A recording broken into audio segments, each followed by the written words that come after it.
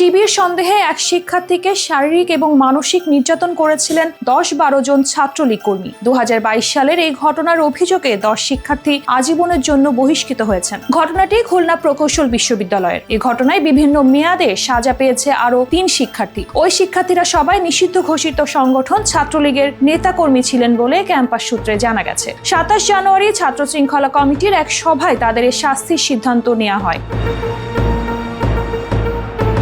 ঘটনা সম্পর্কে ক্যাম্পাস সূত্রে জানা যায়, 2022 সালের 11 সেপ্টেম্বর বঙ্গবন্ধু তৎকালীন প্রধানমন্ত্রী শেখ হাসিনাকে নিয়ে কটূক্তির অভিযোগ এবং শিবির সন্দেহে শিক্ষার্থী জাহিদুর রহমানকে নির্যাতনের অভিযোগ ওঠে ছাত্রলীগের বিরুদ্ধে। ওই দিন রাতে বিশ্ববিদ্যালয় শাখা ছাত্রলীগের 10-12 জন নেতাকর্মী জাহিদুর রহমানকে প্রথমে ডক্টর এম এ রশিদ হলের 115 নম্বর কক্ষে এবং পরবর্তী সময় হলের গেস্ট রুমে নিয়ে 2 দফা নির্মমভাবে নির্যাতন করেন। পরে ডিজিটাল নিরাপত্তা আইনে তার নামে মামলাও করা হয়।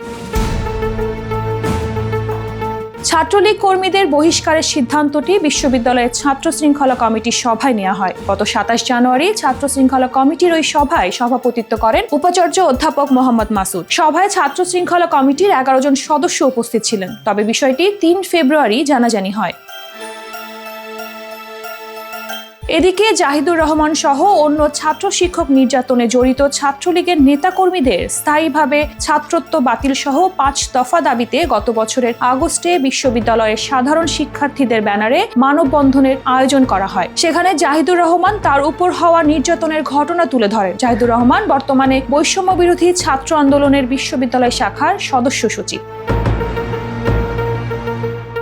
ছাত্র শৃঙ্খলা কমিটি ওই সভায় কার্যবিবরণী সূত্রে জানা গেছে, 2022 সালের 11 সেপ্টেম্বর কুয়েটের এস এ রশিদ হলে ইলেকট্রনিক্স অ্যান্ড কমিউনিকেশন ইঞ্জিনিয়ারিং বিভাগের শিক্ষার্থী জাহিদুর রহমানকে শারীরিক ও মানসিকভাবে নির্যাতন করেন কিছু শিক্ষার্থী। ঘটনা তদন্তের জন্য 2024 সালের 17 সেপ্টেম্বর বিশ্ববিদ্যালয় কর্তৃপক্ষ একটি তদন্ত কমিটি গঠন করে। ওই কমিটি তদন্ত প্রক্রিয়া সম্পন্ন করে তদন্ত প্রতিবেদনটি গত 27 জানুয়ারি ছাত্র শৃঙ্খলা কমিটির সভায় উপস্থাপন করে। তদন্ত কমিটির সুপারিশ ও অন্যান্য বিষয়ে বিস্তারিত পর্যালোচনা শেষে ছাত্র শৃঙ্খলা বিধি অনুযায়ী অভিযুক্ত 13 শিক্ষার্থীকে শাস্তি দেওয়ার সিদ্ধান্ত হয়।